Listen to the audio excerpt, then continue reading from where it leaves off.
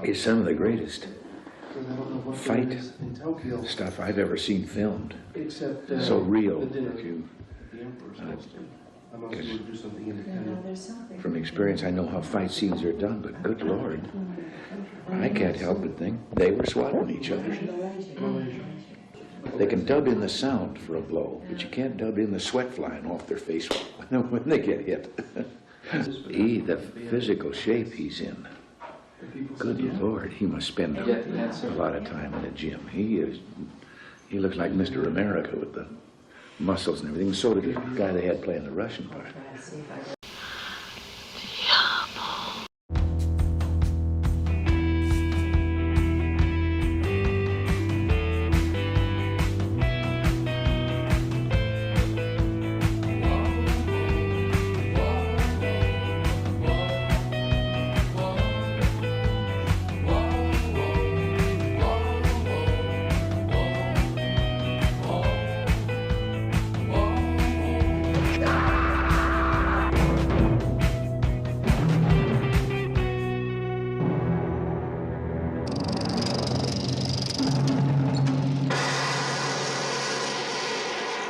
Ah ben voilà. Bienvenue, et voilà, on va continuer notre saga Rocky Balboa sous l'égide de Stallone, parce que donc ici va sortir le film documentaire sur Stallone sur Netflix. Alors nous en sommes à quel épisode nous en sommes Ah oui, entre Rocky 2 et Rocky 3, qu'est-ce qui se passe? Il y a Les Faucons de la Nuit. Donc ça, donc revenons. Parlé, donc c'est avec Roger Hauer, Roger Hauer. Voilà. Avec la fin du film que moi j'ai toujours adoré. Dans la Il se déguise en femme. Ouais.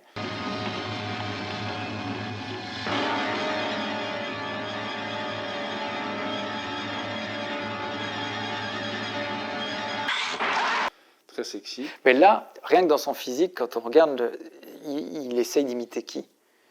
Pacino dans Serpico. Hein. Tu vois bien le physique avec la barbe, les cheveux longs. C'est Pacino. Non, c'est pas la mode. La barbe, il l'a jamais mis.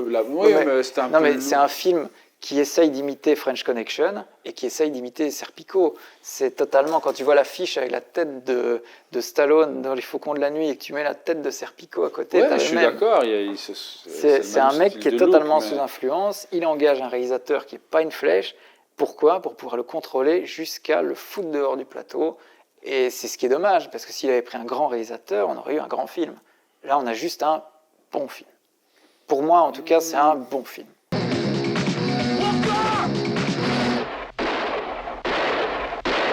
Universal Pictures presents Sylvester Stallone in Nighthawks. Alors là, par contre, ce qui s'est très mal passé, c'est Roger Hauer Stallone.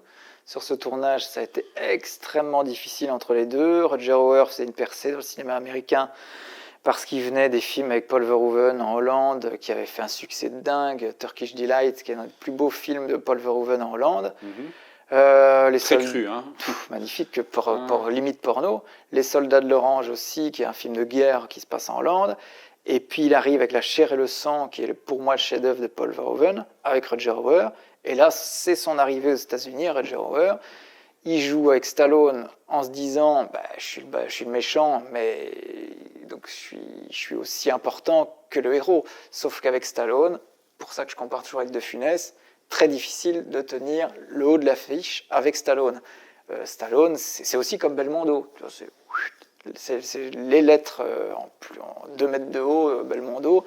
C'est plus des acteurs, c'est des mythes. C'est des espèces de figures qui ont dépassé. Voilà, c'est une marque. Ouais. Et donc, c'est un peu le revers de la médaille, c'est que ces gens-là, au bout d'un moment, ils ont atteint vraiment le firmament et ils doivent s'y tenir. Et pour s'y tenir, il faut flatter le public, il faut y aller avec les gros bras et il faut surtout pas laisser la place aux autres. Donc, voilà.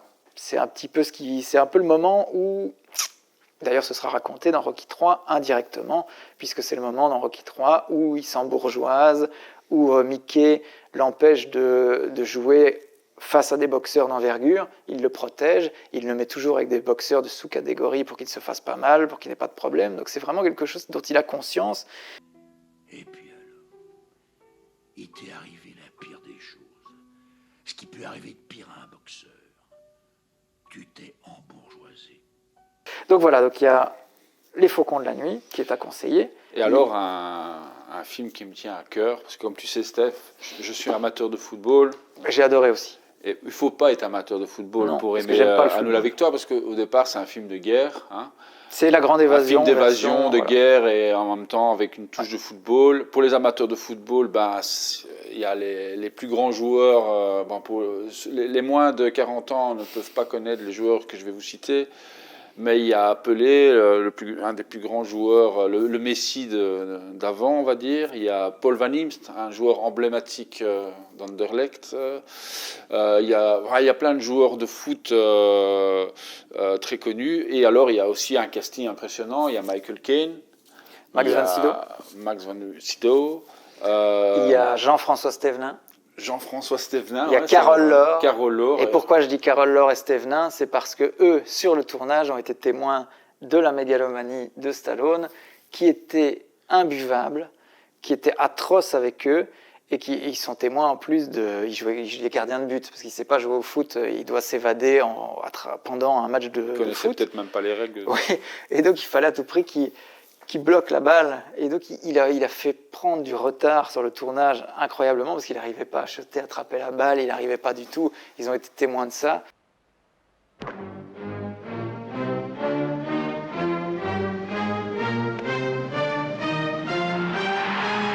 Et c'est un film, on ne l'a pas dit, mais réalisé par John Huston. En plus. Donc, oui, John Huston, à mon avis, il fait ce film... parce que Huston aussi, c'est un malin, c'est un mec qui... Un peu à l'image d'un Orson Welles, sauf que John Huston est un mec qui terminait ses films. Oui. Et lui aussi avait besoin parfois de faire un film de commande. John Huston, c'est le Trésor de la Sierra Madre. C'est le renouveau du polar américain, Le Faucon Maltais. Il est passé partout, hein. Il est passé par le film noir, par le nouvel Hollywood. Il a tout fait, il a tout bien fait. Il a fait des merdes aussi, mais il a tourné jusqu'à la fin en chaise roulante avec un Baxter, dans Légende du Blin avec sa fille Angelica Houston. Il a fait l'honneur des Prizzi avec Jack Nicholson et Angelica Houston. C'est les deux derniers. Il a fait L'homme qui voulut être roi avec Sean Connery et Michael Caine. Donc voilà, il était acteur par moment aussi. Acteur génial aussi. Dans Chinatown de Polanski. See, Mr. Gitz, most people never have to face the fact. At the right time and the right place, they're capable of everything. Voilà, donc, énorme réalisateur. Moi, quand je vois ça, je suis à la fois déçu parce que c'est pas le meilleur Huston, parce que étant donné que je suis fan de Stallone, savoir que Stallone a joué pour John Huston, ça me fait bander à mourir. Je suis... I want to thank you all for your concern, but I'm really not planning on seeing Paris until after the war. En même temps, c'est pas le meilleur Huston, donc je me dis ah merde, c'est Non, chiant. mais ça reste quand même un film agréable à regarder. Ouais. And anything I might say in my sleep to the contrary can't be held against me. We don't want to be shot as a spy, do we? No, I don't want to be shot as anything. Victory. Parce qu'il faut expliquer aussi qu'il a refusé dans cette période-ci, je sais plus si c'est avant, après Rocky III, mais il a refusé 48 heures de Walter Hill, il a refusé Driver de Walter Hill, joué par Ryan O'Neal, il a refusé Le flic de Beverly Hills, assez incroyable, mais qu'il a voulu réécrire pour en faire une espèce de film d'action super agressif, ce qui deviendra Cobra un peu plus tard. T'es un cinglé, et je veux te guérir.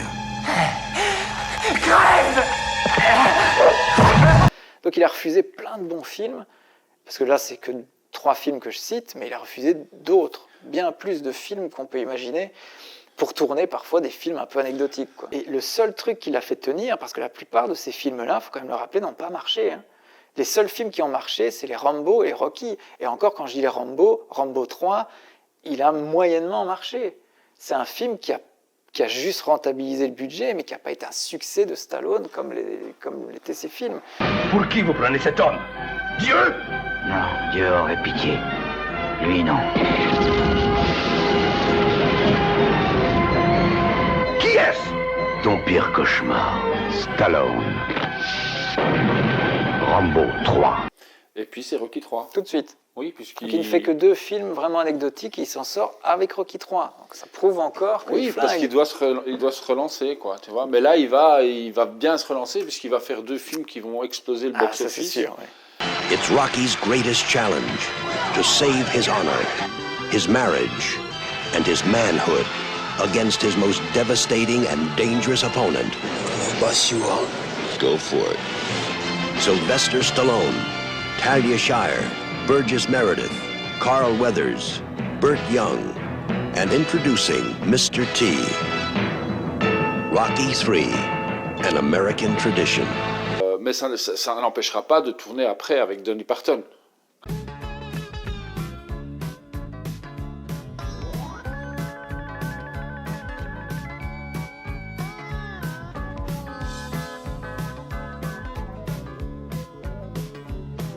Budweiser, you created a monster, and they call him Frankenstein.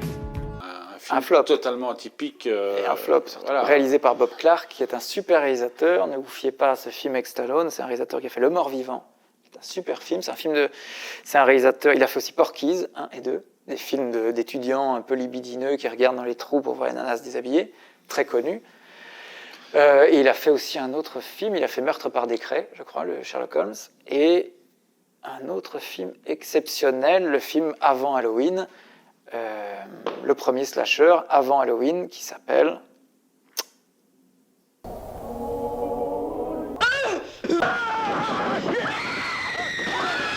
Black Christmas.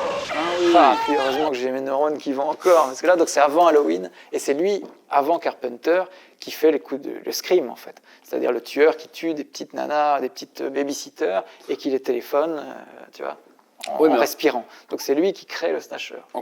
Encore une fois, il y en a eu d'autres. Green Stone Cowboy, si tu aimes la country, sûr, si tu aimes Dolly Parton et Stallone, il a un peu la comédie. En plus, il chante, et c'est et en très plus, gai. il chante, donc...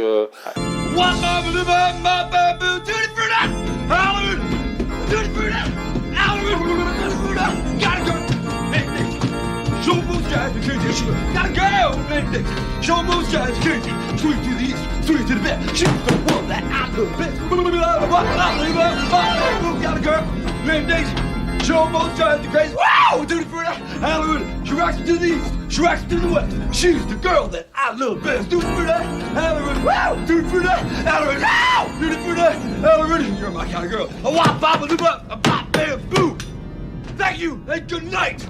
Mais je dis, donc il fait des films qui marchent pas, enfin qui marchent, bon, moyennement, et il revient avec Rocky III en expliquant qu'en gros, il fait n'importe quoi, et qu'il est plus bon à rien parce que son manager Mickey l'a protégé en faisant des combats truqués parce qu'il se disait que il fallait qu'il garde son titre sans prendre de risques, et il se rend compte que en gros toute sa gloire il la doit à quelqu'un qui lui a menti. Mais tu m'as bourré le mou. Ah, laisse tomber. Tu m'as bourré le mou, non? Je t'ai pas menti. Et c'est dans cet épisode que va malheureusement mourir Mickey.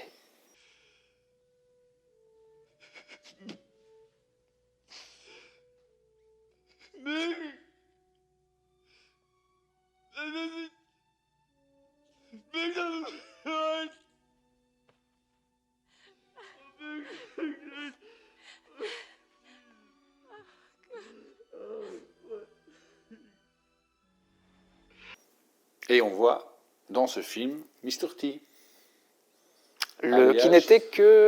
Qui n'était que sorteur de boîte de nuit, je crois, à l'époque. I will destroy any man who tries to take what I got. Bon, Rocky III, alors ça reste encore le Rocky dans la veine complètement pété qui est le meilleur. C'est la transition en fait, entre le 2 et ce qui va devenir le 4. On n'est plus du tout dans... Enfin, on est toujours évidemment Rocky, que ce soit ça dans sent le 3 ou le kitsch. 4. Ça commence ça à sent, mais ça ne l'est pas encore. Ça ne l'est pas encore, mais tu sens que ça commence à arriver. You had that eye of the tiger, man, the edge. And now you got to get it back. And the way to get it back is to go back to the beginning. You know what I mean? C'est quand même dans celui-là qu'il y a... C'est dans celui-là ou dans le 4 qu'il y a Hulk Hogan? Hulk Hogan, c'est dans le 3. Donc ça mais sent le kitsch, quoi. Non, parce que là, ça sent au contraire le vrai. Puisque oui, Hulk Hogan, il s'inspire toujours du boxeur qui a inspiré Rocky, Chuck Wepner, qui après son combat avec Mohamed Ali, malheureusement comme Stallone d'ailleurs, devait refaire ses preuves, et tout ce qu'il avait comme combat, c'est un combat contre un catcheur qui s'appelait à l'époque André le Géant, et effectivement il y a la scène où André le Géant soulève Chuck Wepner et le balance en dehors du ring, et c'est une scène qui va reprendre à l'identique dans Rocky III. Donc cette scène absolument sidérante, où on se dit mais qu'est-ce qu'elle fout dans ce film, c'est une scène vraie, quoi. Listen, after the match, how about we get a Polaroid together, okay? You're in trouble, man. Mais Stallone a l'intelligence, mine de rien, de montrer l'époque dans laquelle il est. C'est-à-dire c'est une époque de frime, c'est une époque de fric, c'est l'époque de Reagan. Ouais. On est en plein Reagan mania. C'est-à-dire la pire Amérique qui soit, il montre pas la coke, curieusement. Ça, c'est le côté naïf peut-être de Stallone. Il montre pas les dérives. Ça, il se drogue jamais. Hein. Ça, c'est le côté conte de fées. C'est le côté sportif. Ouais, mais bon, crois-moi que Chuck Wepner, il se droguait à cette époque-là. Oui, mais... non, mais ça, il ne montre pas. C'est ce qu'on dit, c'est un peu l'ange... Mais il pourrait montrer Paulie se droguer. Ça, il fait même pas, il boit. Personne ne se drogue. C'est vraiment c'est pour rester grand public aussi, je pense. Oui. Tu vois. Maintenant, dans les années 80, il faut que les méchants soient très méchants. Et Mr. T est atrocement méchant. Why don't you tell all these nice folks why you've been ducking me? This guy is a wrecking machine. You know, you got a big mouth. Why don't you come out and close it, bad boy? Come on. I want to fight this guy. Il n'a aucune circonstance atténuante. Autant... il est jaloux. Oui, autant comment il s'appelle, Apollo Creed était un sale type, mais qui s'humanise au fur et à mesure. Là, Mr. T n'aura droit à aucune jalousie, en fait. Il veut prendre sa place, point. C'est vraiment un salaud. Et à la fin, on ne veut pas dire bravo, t'as bien combattu. Je crois que c'est vraiment, il disparaît. Non, c'est vraiment un type atroce.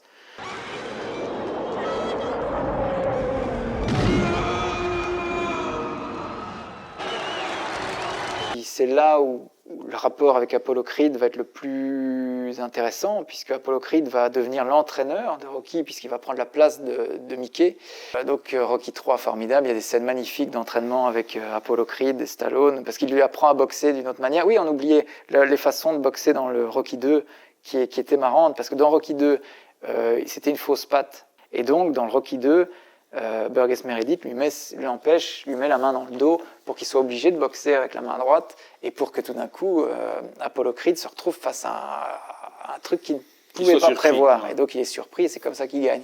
Dans le 3, c'est un peu pareil, outre le fait que Apollo Creed veut lui faire retrouver l'œil du tigre qui donne le nom à ce 3e épisode, Eye of the Tiger. Avant notre combat, je me suis entraîné à fond, mais j'avais pas ce regard-là. Toi, tu l'avais. Et tu as gagné. Il faut que tu retrouves ce regard-là. L'œil du tigre, mec. Oui, l'œil du tigre. Là, on n'est plus du tout dans le nouvel Hollywood. C'est terminé. Cette parenthèse magique qui a été ce cinéma sublime a disparu depuis bien longtemps. Là, maintenant, c'est les blockbusters. C'est la victoire, les héros, la positivité. Et alors, plus aucune remise en question. L'Amérique doit aussi se remettre de la tragédie du Vietnam et trouver des excuses et se trouver aussi... Se voiler la face. Se voiler la face. Ce qui était l'inverse du nouvel Hollywood qui critiquait énormément le gouvernement. Et ils ont trouvé un héros parfait en John Rambo. Et Reagan citera énormément Rambo. And in the spirit of Rambo, let me tell you, we're gonna win this time. Ce qui a été un choc pour Stallone, qui n'appréciait pas du tout ça d'ailleurs. Il trouvait que c'était politiser un personnage qui ne devait pas l'être, puisque John Rambo, avant tout, est un type aussi qui vient quand même d'une ère... C'est évidemment plus le nouvel Hollywood, mais c'est quand même encore un héros qui revient du Vietnam, cabossé, cassé, et qui va se retrouver en lutte contre la société dans laquelle il vient. John Rambo, a drifter, just passing through their town. Morning! Headed north or south? North. Donc voilà, donc là, maintenant on est parti dans Rambo 1. Et Rambo 1, ça tranche un peu avec le Rocky 3, qui est le Rocky tout-puissant. On est dans un Rambo, c'est-à-dire le Rambo numéro 1 réalisé par Ted Kotcheff. Ted Kotcheff qui est un réalisateur pas mal du tout, parce qu'il a fait un film qui a un petit chef-d'œuvre qui s'appelle Wake in Fright, qui se passe dans l'outback australien, avec Donald Pleasence, qui est un film atroce à voir, c'est magnifique. Il est ressorti d'ailleurs récemment en Blu-ray. Donc Ted Kotcheff a fait aussi de très bons films, des bonnes comédies. C'est pas un grand réalisateur, mais c'est un bon réalisateur. C'est aussi l'avènement d'une nouvelle boîte de prod qui s'appelle la Carolco.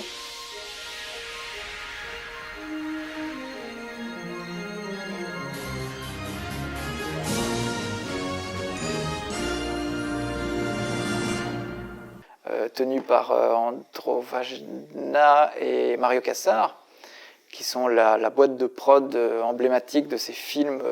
Terminator, c'est aussi la Carolco. Enfin, tous ces films-là ont été produits par ces fous furieux, à l'image des frères Golan Globus.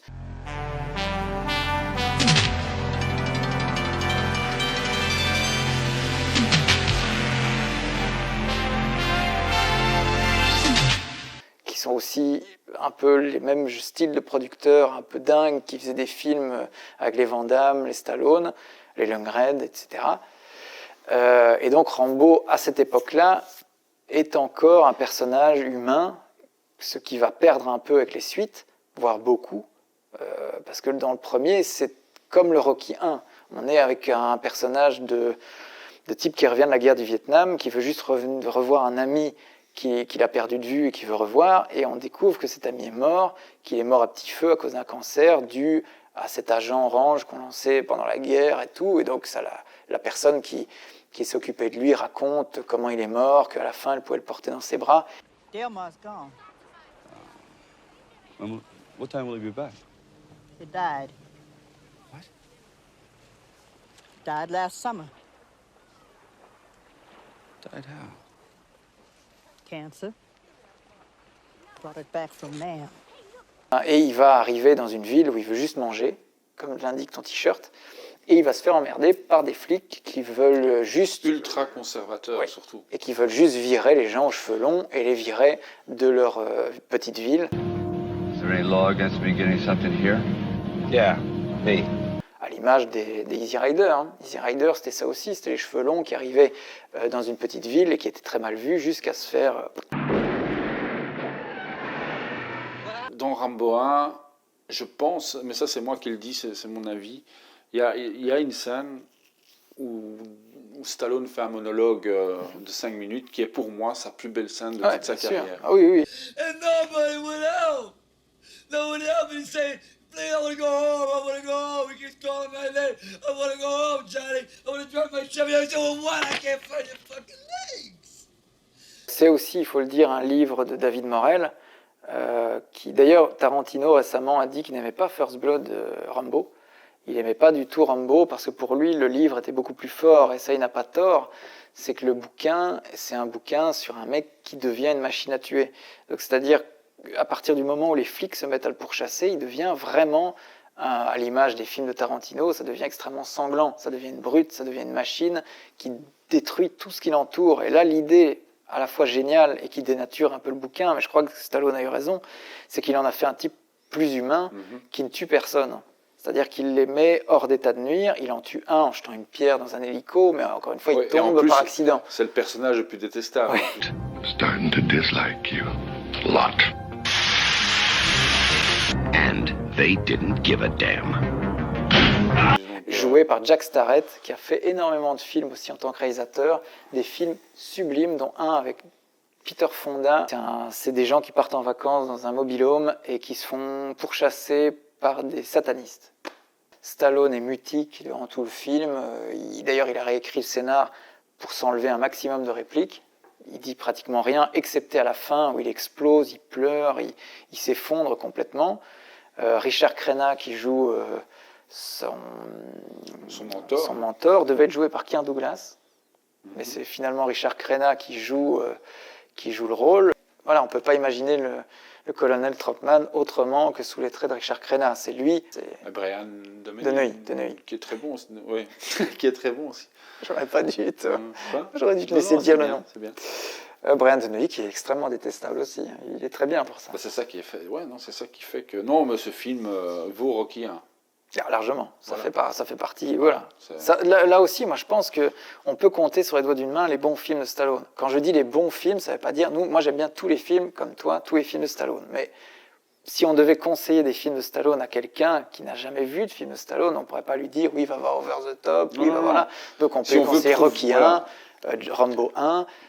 On peut voir aussi Fist, on peut voir Copland, on peut voir tous ces films-là. Maintenant, les films. En gros, on peut compter sur les doigts des 5. Je pense qu'on pourrait faire 5 films. Voilà, où on peut dire, voilà, ça c'est Stallone acteur. Back there, I could fly a gunship. I could drive a tank. I was in charge of $1 million equipment. Back here, I can't even hold a job. Fucking guys! C'est un petit bijou, peut-être pas un chef-d'œuvre. Il y a des meilleurs films que Rambo, mais c'est un film sublime. Mais là, on va passer à un ovni. Qui a relancé la carrière de Travolta. Parce que là, on va parler de Staying Alive.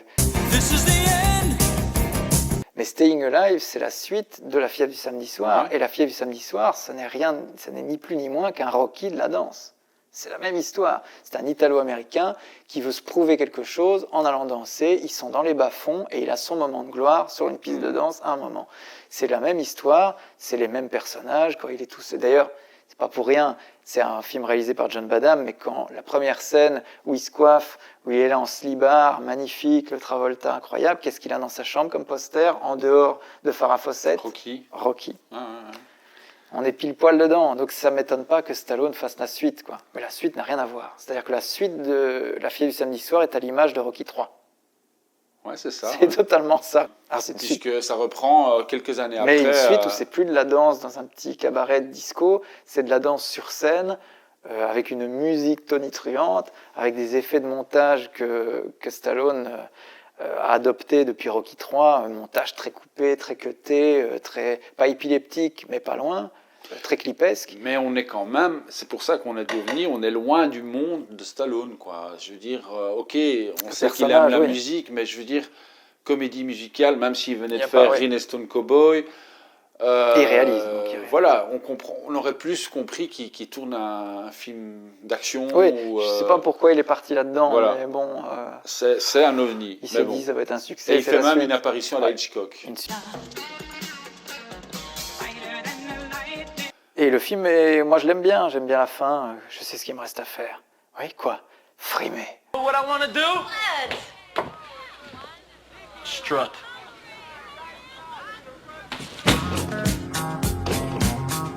Et t'as la musique des Bee Gees et il s'en va.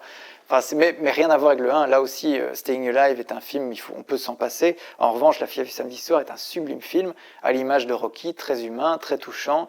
La scène où il a un frère qui est dans les ordres. Non, c'est pas lui qui se suicide. Ou c'est lui qui se suicide. Son frère est dans les ordres, il est curé. Non, et puis il va découvrir le monde de la nuit. Il va virer, il va plus être curé. Il y a un petit jeune qui fait partie de leur bande qui va se suicider en tombant d'un pont.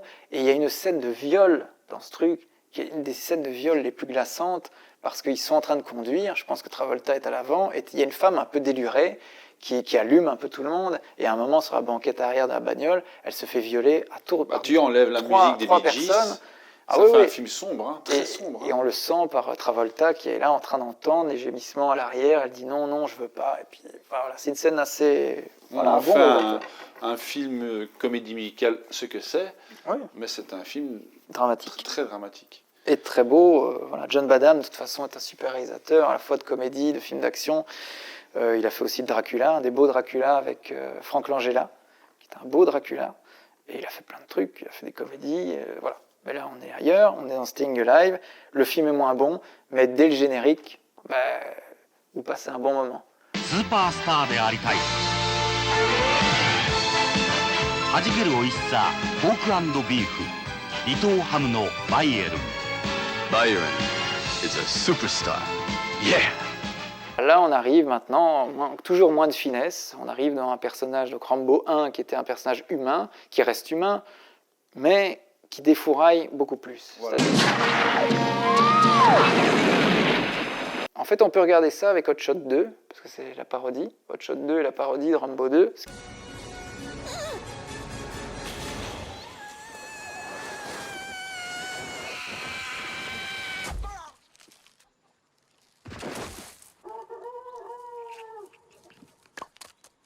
Qui est plutôt marrant. Regardez les deux. C'est aussi bien, mais en moins réaliste, tout simplement. Oui, et puis alors, c'est réalisé par encore un type, d'ailleurs, c'est Sage Stallone, qui avait conseillé George Pankosmatos, parce qu'il avait vu un film de lui qui se passait avec un rat tueur.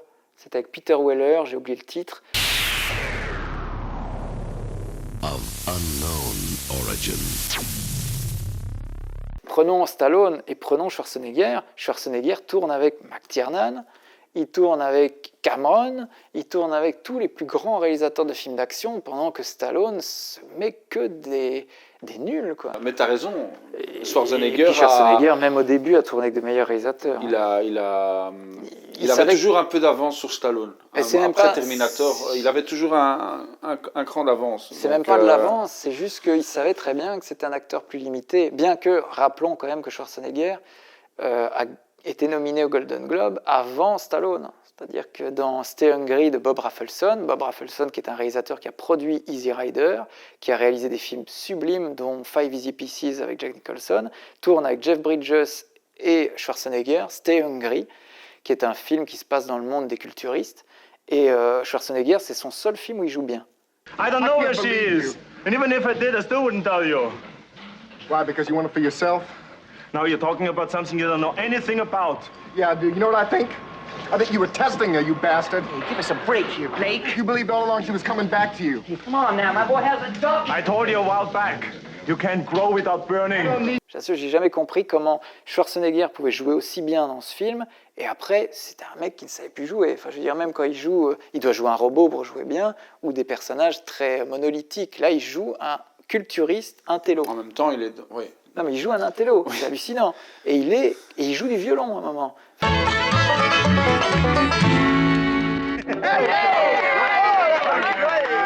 Mais c'est un très beau film qu'encore une fois les fans de Schwarzenegger ne regardent jamais, alors que je comprends pas. Il n'est jamais cité dans la liste des films de Schwarzenegger, alors qu'il a eu une nomination au Golden Globe. Ça, c'est un truc qui me dépasse. Mais néanmoins, oui, voilà, on a un petit Stallone qui se laisse un peu diriger mollement et qui prend les rênes à chaque fois de ses films, comme c'est le cas pour Rocky II, qui à la base est scénarisé par James Cameron. Et apparemment, James Cameron a toujours dit qu'il gardait rien, il n'avait rien gardé de son scénario. Stallone dit qu'il l'a amélioré. Rocky 2 est très sympathique pour les fans de Stallone, c'est très, très chouette. C'est là-dedans qu'il y a une... Non, c'est dans le 3.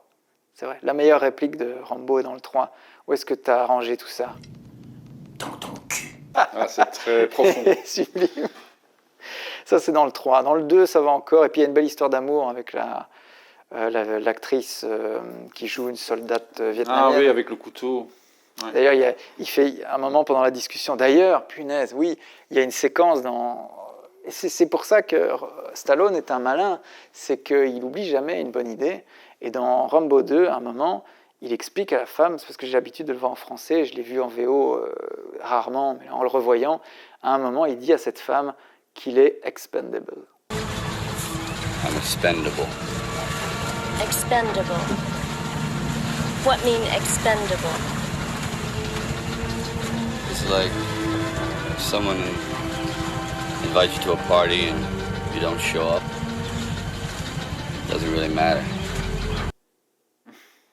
Ça fait partie de ces soldats qu'on sacrifie. Et donc déjà là, il annonce que va être l'expendable plus tard.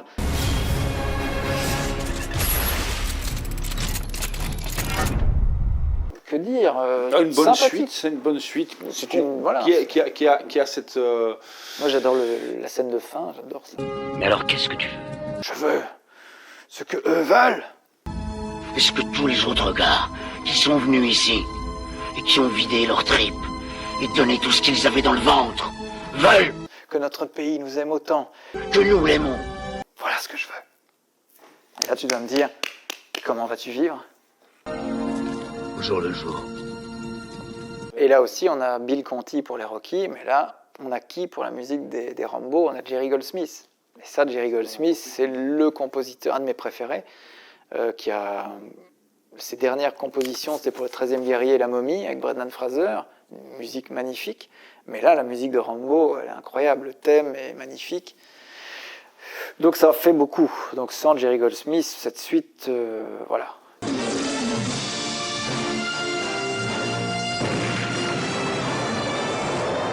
No man, no law, no war can stop him. Sylvester Stallone is back as Rambo. First Blood, Part 2. Maintenant, c'est Rocky 4. Donc là, on est dans le kitsch. On est dans le même. On est dans le kitsch absolu, mais à l'américaine. Mais kitsch, qui est un des Rocky préférés. Hein. Et quand je dis kitsch, c'est sans parler de James Brown. Hein. L'époque Reagan, quoi. Tu vois. On est en plein dedans, avec le petit short américain. Ah oui, là, il arbore complètement tout, oui. La panoplie, le là, drapeau. on est dedans, quoi. Et alors, bon, ça reflète vraiment la guerre froide hein, entre... Qui était encore en plein. On était en plein dedans. Hein, donc, en plein, mais qui allait se terminer. Donc là aussi, on se moque de son discours de fin qui paraît un peu naïf. À l'époque, il appelle à une possible paix entre les pays. Et oui, au point où on voit même Gorbatchev avec sa tache de vin là, qui se lève et qui applaudit. Et comme dans chaque Rocky, dans chaque épisode, il y a une petite tragédie. Dans celui-là, c'est son ami Apollo qui décède. D'ailleurs, parce qu'il a fait une connerie aussi, c'est qu'il a remonté Rocky IV pendant la pandémie. Il a remonté Rocky IV parce que moi, j'avais beaucoup d'espoir sur ce remontage. Il voulait utiliser des images qu'il n'avait pas utilisées. Il voulait rendre le film beaucoup plus fort. Et il s'était jamais remis parce que dans le film, Apollo meurt parce qu'il n'a pas jeté l'éponge. Tu vois, c'est lui qui devait dire hop, on arrête le combat, mais il l'a pas fait. Et là, en fait, dans le remontage, l'éponge, il la jette, mais elle s'est montée de telle façon que c'est parce qu'elle n'a pas le temps d'arriver que le combat s'est pas arrêté. Donc c'est pas parce que sa faute, quoi. Voilà. Ouais. Donc il essaye donc il a culpabilisé d'avoir tué. On sent qu'il a culpabilisé ce truc. Moi, je trouve que ça ajoute une tragédie, puisque oui. Comment veux-tu haïr encore plus Drago? Ah oui. Il a tué son meilleur ami et en plus il insulte presque sa femme. Hein. Je veux dire, ce personnage, même si on l'a dit là tantôt, il a des circonstances atténuantes. On en parlera un peu plus tard. Le film est court, mais très très rythmé et certainement. Des quatre, le scénario le plus léger, parce que c'est très simple en fait, hein, c'est une histoire de vengeance, hein, il veut venger son pote et retrouver son titre. Et voilà, donc ça reflète, c'est un film très 80s, donc moi j'aime bien, il n'y a rien à dire. Ah oui, ça se regarde. Et puis surtout quand j'étais enfant, c'était un de mes préférés. Quoi. C'était le film. Indémodable. C'est de nouveau des films pour vous donner la pêche. Hein. Je veux dire, ça va pas, vous regardez ces films-là et ça sait faire du bien.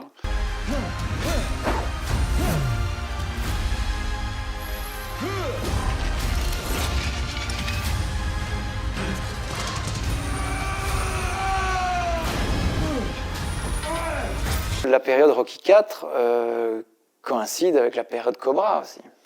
Oui, là, on va rentrer dans une ère où, comme tu as dit... Complètement, l'ère Brigitte Nielsen. L'ère Brigitte Nielsen, où là, vraiment, les films Stallone ont une marque de fabrique, où, comme quand on rentre dans un fast-food, quoi, on sait à quoi s'attendre, à quelque chose de bon, mais un peu indigeste par après. Cobra,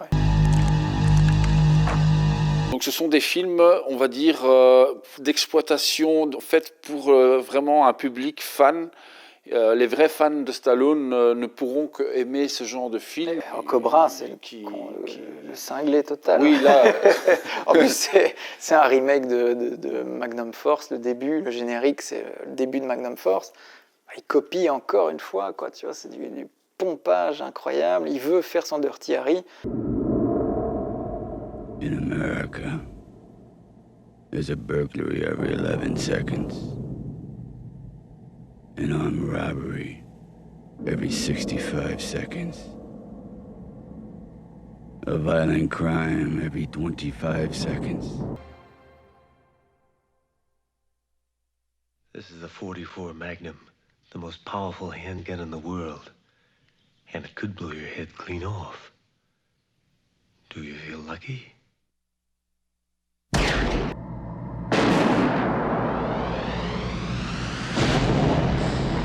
C'est un film qui marche parce que ça fait appel vraiment à tout ce qu'il y a de plus bas dans nos instincts. Donc on adore voir Stallone défourailler tous les mauvais.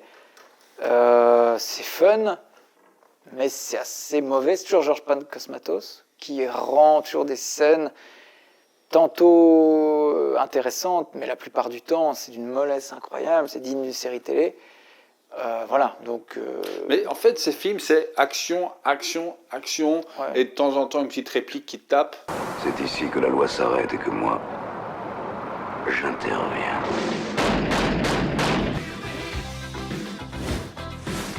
Stallone est un flic nommé Cobra. Ouais. Mais pour le reste, on demande pas plus, surtout pour Cobra. Par contre, Over the Top, Moi, je le mets un moi petit aussi. niveau au-dessus. Sylvester Stallone. Over the top. Pourquoi? Parce que, par exemple, dans ce film-là, il y a un gosse, il y a Stallone, on a envie que c'est notre père, on a envie d'être le gamin, le méchant, il est méchant, mais sans être... je veux dire, un peu comme les bandes dessinées, quoi. Ouais. C'est très cartoon, hein, je veux dire, enfin cartoon. C'est réalisé par Menahem Golan aussi, hein, donc le mec producteur de la Golan Globus, donc qui a produit tous les gros bras. Et c'est lui qui réalise là, Stallone, mégalo comme un malade, il empoche 20 millions rien que pour lui, donc il ne faut pas demander le film.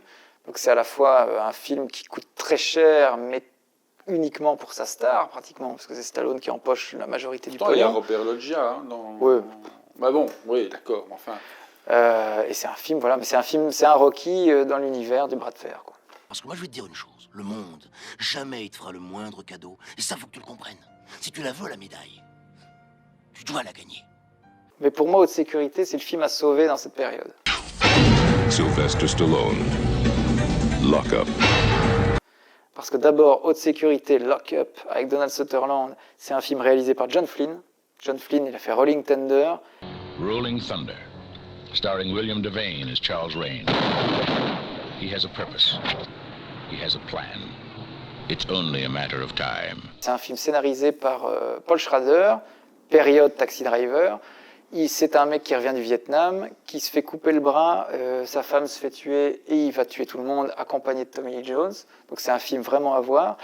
John Flynn a fait un autre film avec Robert Duvall, adapté d'un Donald Westlake, je crois, The Outfit, il me semble. Donc c'est un réalisateur qui est un bon faiseur, plus qu'un faiseur. C'est un type qui sait faire de bons films d'action. Et dans Haute Sécurité, ça se ressent, parce que c'est un film qui est à la fois touchant, humain et violent. Et là, il y a tout. Il y a le personnage de Stallone. En plus, on voit tout de suite que c'est un brave mec qui est rendu responsable de la mort d'un de ses... un peu d'une sorte de Mickey. Je pense qu'il fait des bagnoles. Il est dans un garage et t'as son pote qui est une espèce de Mickey du garagiste qui se fait tuer. On dit que c'est lui. Sa femme aussi, il a une belle relation avec sa femme et donc il se retrouve emprisonné dans une prison de haute sécurité avec des dingos incroyables. Parce qu'il y a le directeur de la prison qui lui en veut, et c'est Donald Sutherland qui est le directeur de la prison. You broke the law, and I was punished. And I got 5 goddamn years and I paid my debt. To the state, not to me, but you're going to. Et pour la petite anecdote, quelque chose que je ne savais pas mais que je viens d'apprendre, c'est que le personnage, le boxeur Chuck Wepner, qui a inspiré le personnage de Rocky Balboa, était incarcéré dans la prison où il tournait. Donc c'est-à-dire que quand Stallone tourne Haute Sécurité, Chuck Wepner est en prison. Et je pense j'ai lu en tout cas qu'il avait dit aux détenus que c'était un grand boxeur, tout ça. Donc Stallone avait fait sa pub en prison, dit-on. J'ai pas de preuves, mais j'ai vu ça écrit. Donc voilà. Donc Haute Sécurité, musique de Bill Conti aussi, musique sublime de Bill Conti. Tu vois, mais tous ces ingrédients font que c'est normal, ça relève le niveau, quoi, tu vois. Bon réal. T'as Donald Sutherland, bon réal, bonne musique, Stallone, en forme, un scénario pas dégueu. Une scène magnifique où il rafistole une vieille bagnole qui après est détruite par le directeur de la prison. Scène des plus tragiques du film.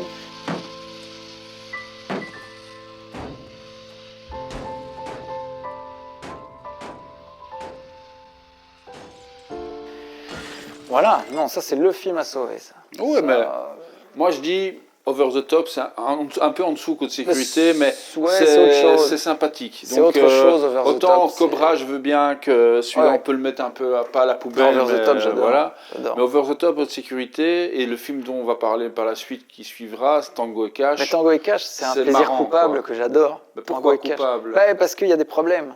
Lui, c'est Ray Tango.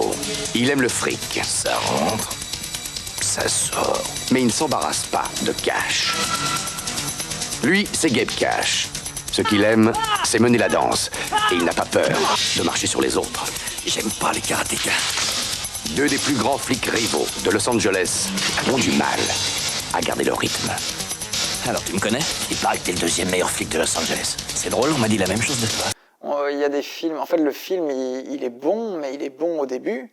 La fin est expédiée comme une flèche avec des grosses bagnoles qui explosent dans tous les sens. Mais c'est les années 80 aussi. Oui, c'est les années 80, mais c'est le réalisateur qui a été viré, remplacé par Peter McDonald qui va réaliser Rambo 3, qui est un réalisateur de seconde équipe. Et l'entente avec et l'entente, voilà, c'est ça qui sauve le film. Voilà. Et d'ailleurs, il était question qu'il fasse une suite. Donc récemment, il y a quelques années, il y a Stallone qui dit « je ne serais pas contre de faire une suite ». Parce que même si le réalisateur n'est pas bon, il le dit, c'est l'osmose avec Kurt. On est comme ça, on peut se retrouver, on ferait le film. Donc il serait capable, ce serait génial. T'as couché avec ma sœur? J'étais tellement beurré qu'honnêtement, je me rappelle pas. Et ce film est le pur buddy movie, mais pas le buddy movie comme le début, avec les 48 heures, Nick Nolte et Eddie Murphy, qui là est un buddy movie comme les premiers Armes Fatales, qui sont des buddy movies encore purs, encore beaux, bien faits. Là, on est dans la fin des buddy movies, un peu plus du côté de l'Arme Fatale 3, l'Arme Fatale 4. Mais ils vont devoir travailler ensemble, même si ça les tue. Allons-y maintenant! On la prend. Non, c'est une pièce unique. On lui fera pas une égratignure. Tango et Cash fait partie de mes préférés de Stallone. Je dois l'avouer. Enfin, en tout cas, les années 80, parce que là on la clôture, c'est certainement les années les plus lucratives de Stallone, quoi. Avec les Rambo, parce que Tango et Cash n'a pas... Non, mais je parle des Rambo et des Rocky. Je crois que Tango et Cash n'a pas vraiment marché, parce qu'il faut se dire que les réalisateurs se sont succédés, il y a eu des reshoots, il y a eu plein de problèmes. Il y a eu aussi la scène d'ouverture du film Tango et Cash est encore une fois un plagiat à un film de Jackie Chan, mais plagiat au plan près. Donc c'est-à-dire le moment où il tire sur le camion, c'est une scène de Police Story avec Jackie Chan, copie totale. Bon, ils avaient quand même tous l'habitude. Ils ont viré une partie du casting aussi. Terry Hatcher, c'était pas eux qui étaient prévus, ils ont dû retourner. Et alors le producteur de Tango et Cash, c'est John Peters. Ah, le producteur zinzin de Star Is de Star Is Born, le mari de Barbara Streisand. Barbra Streisand. Sand. Sand, yeah, like sands, like the ocean, like Barbra Streisand. No, like Streisand. Parce que ce mec était complètement farfelu au point de dire « Bon, Kurt, il y a un truc marrant, on va te déguiser en femme. » Et Kurt Russell. Tango et Cash. En plus, c'est un film qui démarre comme un film buddy movie, ça se tourne en film de prison, puis ça devient un film de science-fiction presque, avec des bagnoles du futur. C'est bien. Oui, c'est bien, mais c'est pas le film qu'on vend au début, tu vois. On dirait un film qui évolue, on se dit « Non, on va faire ça finalement. Ah non, on va faire un film de prison. » C'est très bien. C'est des films, j'étais tellement gamin quand je les ai vus, mais, ça m'a pas choqué à ce moment-là. Mais ça ne me choque pas. Mais je me rappelle de cette osmose qui... Qu'est-ce que tu fais? Qu'est-ce que tu fais? Qu'est-ce que tu fais? Relax. C'est mon savon. Et te flatte pas, mon vieux. Ce qu'il y avait eu entre... C'est pour ça que le film est génial. Voilà, c'est ce qu'on demande. Et Jack Palance... un petit clin d'œil à Jack Palance, pour qui ça a été un calvaire ce tournage, et qu'il l'a dit énormément dans les interviews. There are two stars in the film, right? You have Stallone and Kurt Russell. I don't think it's a matter of those two. I think Russell is very nice. Russell is nice, so let's narrow it down. That these guys who have become stars now, they're the most arrogant. You can't swear on a show, can you? No, I can't a little. It's got to be a lie. Let's just let it roll. I mean, they're the most arrogant bastards that I have ever worked with. Et pour terminer cette petite vidéo, nous allons vous parler forcément de Rambo 3, qui, là aussi, est un film qui, à l'image aussi d'un Tango et Cash, a changé de réalisateur, puisqu'à la base, c'était Russell Mulcahy, le réalisateur de... Donc, chef-d'œuvre absolu, Highlander, avec un Russell Mulcahy qui avait fait dans son pays, c'était l'Australie, oui, Australie, Razorback. Razorback.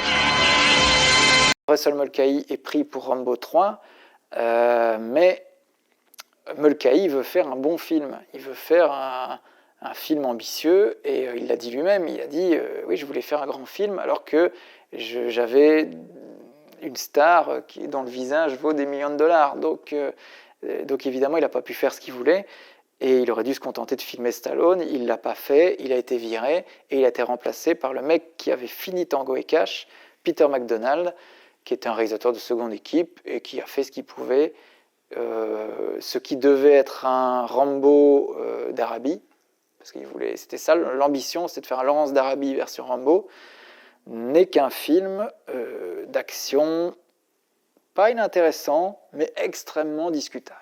Qu'est-ce que ça veut dire? Ça veut dire que ma guerre est terminée. Il ne fait jamais couler le premier sang. La première fois, c'était pour lui. La seconde fois, pour son pays. Montez, dépêchez-vous! Cette fois, Rambo, il y a eu un problème. C'est pour son ami. Mais on est dans les excès stalloniens qui font qu'un bon film devient... En plus, c'est la pire coupe de cheveux de Stallone. Faut bien avouer. Il a une permanente, mais sublime, quoi. C'est difficile de voir autre chose. Charlie Sheen va aussi bien s'en moquer, en fait. Sheen, Charlie.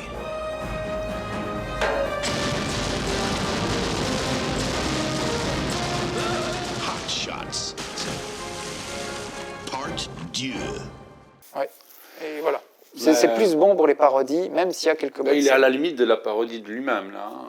Mais il y a de bons trucs quand même, il y a des trucs très... C'est ça qui est dommage, c'est que ça aurait pu faire un bon film. Mais voilà, donc on en est là, on en est à Rambo 3, on espère que Stallone va se remettre, et ce ne sera pas un succès vraiment énorme, Rambo 3. Hein, non, donc, non, il sera très critiqué. On a encore un Stallone qui se retrouve un petit peu dans la merde. Il va de nouveau devoir faire appel à son ami Rocky. Et on se retrouve dans quelques semaines pour vous parler de Rocky V et des films qui entourent ce retour de Rocky Balboa. N'oubliez pas. En même temps, on parlera assez longuement de la descente aux enfers de Stallone avant un retour de nouveau fulgurant. Ouais, oui, fulgurant, oui. Donc n'oubliez pas, keep punching.